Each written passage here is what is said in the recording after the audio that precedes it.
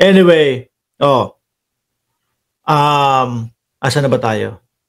Lumipat na muna tayo dito sa mga sabungero. So, kahapon mga bossing, kaninang umaga, may natagpuan na naman. Ayan may natagpuan na naman pong mga sako. Madaming sako na po Kung yung unang nakita, may lamang buto, mga bossing, eto may mga sakong natagpuan na naman ho.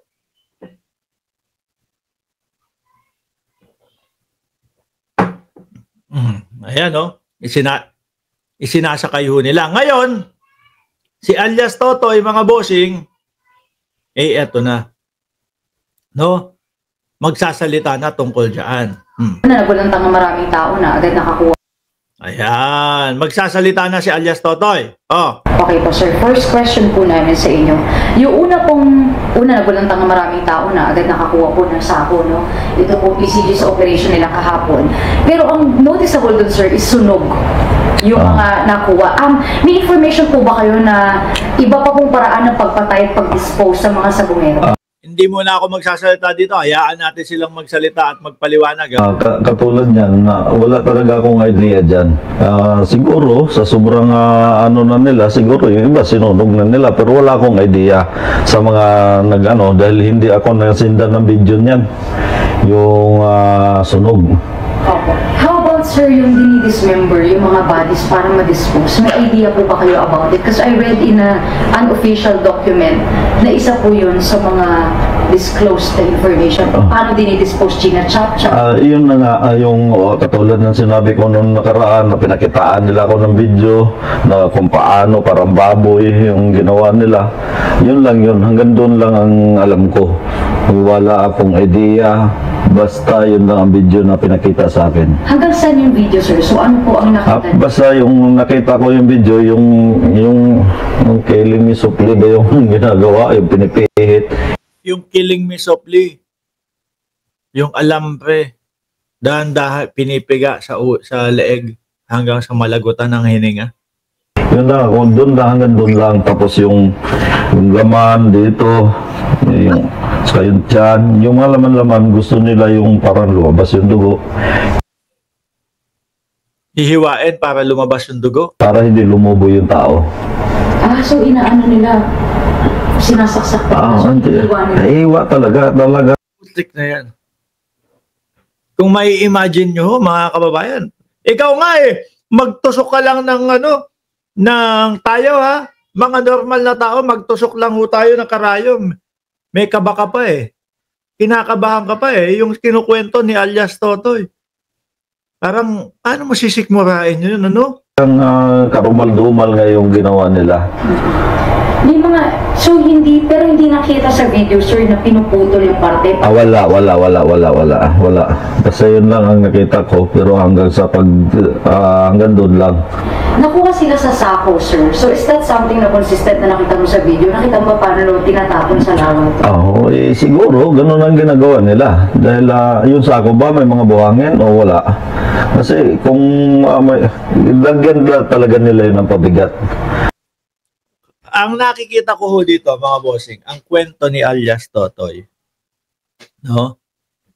sako, itatali, yung ibubuhol, yung buhangin sa loob ng sako, itatali, tapos itatali doon sa tao para hindi lumutang. Kasi parang ang hirap naman pong isipin na isang buong tao ilalagay sa sako, hindi naman po yata kakasya yun. Kahit na chap-chapin. Unless kung napakalaking sako ng ginamit. Di ba? Ina-analyze ko lang ho, mga bossing Sabi ko nga sa inyo, wala ako dito kinakampihan. Kasama nyo po ako na ina-analyze din at hindi ko alam kung sino ang nagsasabi ng totoo. Pero dahil po sa may mga pinakitang mga video itong si alias Totoy at kinumpirma naman po ng pamilya, kumbaga yun lang po yung nakikita ko na isa sa dahilan para paniwalaan si alias Totoy. Kasi kung sako-sako lang, hindi, lulutang at lulutang yun. So, ano po ba yun? Tinatali sa paa, sir? Paano na, what do you mean by pabigat, sir? Ang ano kasi nun, yung pinakita sa akin, nakahiga yung tao tapos may buhangin na isinama nila pagtali sa Taiwan. Yun lang ang nakita ko talaga sa... Kumbaga, hindi naman hindi pala mismong pasok sa sako.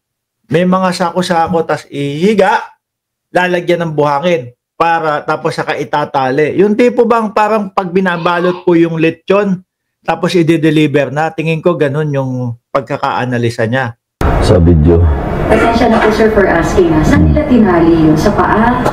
Lahat, kasi lahat parang street siya na parang nakapatong siya tabla yung tao na paghulog dito lubog. Okay. May video nung hanggang sa paghulog nila?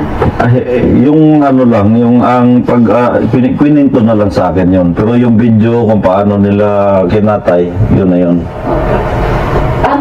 Yung Paano mo kaya papanoorin yun, ano? Grabe. kwento po sa inyo, kung paano na dinispose, anong exact na kinwento sa inyo, sir? Ayun na nga, mabilis nga kasi na pagkagawa nila yun. Yun yung kinikwento nila sa akin. Kasi kinabukasan yan, halimbawa ngayon nila dukutin. Kinabukasan yan, pupunta yan sa bahay.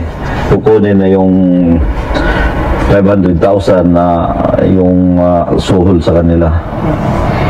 May nakuha na naman pong sako again, ang authorities kanina po, sir, sa diving operations nila. Ano po ito? Sabay-sabay po ba? Sa isang gabi, ilan ang tinatapon din? Depende. Halimbawa, yung itong isang entry. Halimbawa, entry na Mr. Atongang.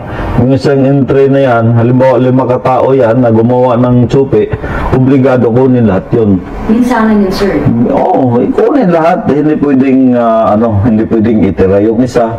Kaya nga may bata doon na nadamay. Mayroon pa nga buntis, di ba? Yung naikwento ko na may buntis na babae. Kasama sa O kasama. Sir, lagi Sabi ni Ma'am Neng, Gigi, mga demonyo lang makakagawa ng ganong klaseng pagpapatay. Ay, oo, yung hihiwain mo pa, yung laman, para lumabas yung dugo. Eh, tayo nga lang, di ba? Maghihiwa lang o kaperanggot na tutusukin mo yung, kumbaga, o magi-injection ka sa kapamilya mo o kung kanino man. Tapos pag hindi ka sanay, may halong kabaka pa di ba? po, kumakalat na po sa balita kung saan po dinidispose. Pero we wanna know, sir, saan pinapatay? Ay, doon na yan, doon sa palaisdaan ng isang pulis din na mayroong palaisdaan doon sa Taal. Kaya doon ako nag-idea, kaya kukunin to dahil siyempre nag-open sila sa akin. Nako po. Mukhang may sabit na naman. Isang pulis na may palaisdaan daw sa Taal, doon daw inuutas